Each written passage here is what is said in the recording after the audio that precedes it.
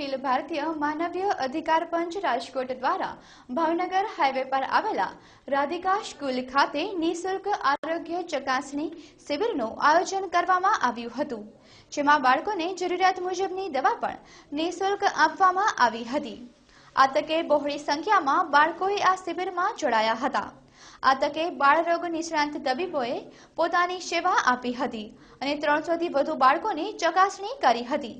સમગ્ર આયોજનને સફળ બનાવવા માટે અખિલ ભારતીય માનવ અધિકાર પંચ રાજકોટના અશોકભાઈ સચદે, પૃથ્વીસિંહ રાણા તેમજ રાધિકા સ્કૂલના ટ્રસ્ટી મંડળ સહિતનાઓએ ખાસ જહેમત ઉઠાવી હતી।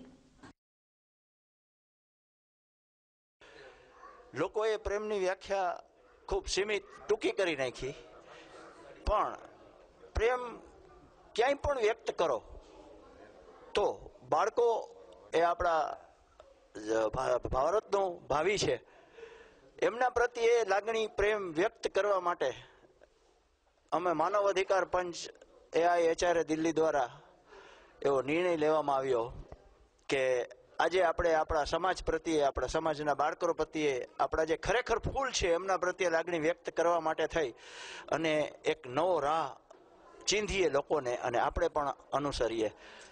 તો તેના માટે અમારા રાજકોટ જિલ્લાના અધ્યક્ષ શ્રી રાજેશભાઈ દાવડાએ પૃથ્વીસિંહજીની માર્ગદર્શનના સાથે ખૂબ સારી મહેનત કરી અને આજે આ બાળકો માટે, સમાજના ફૂલ માટે, ભારતના ભવિષ્ય માટે થઈ અને નિદાન કેમ્પ દવા સાથેનું આયોજન કરેલ છે।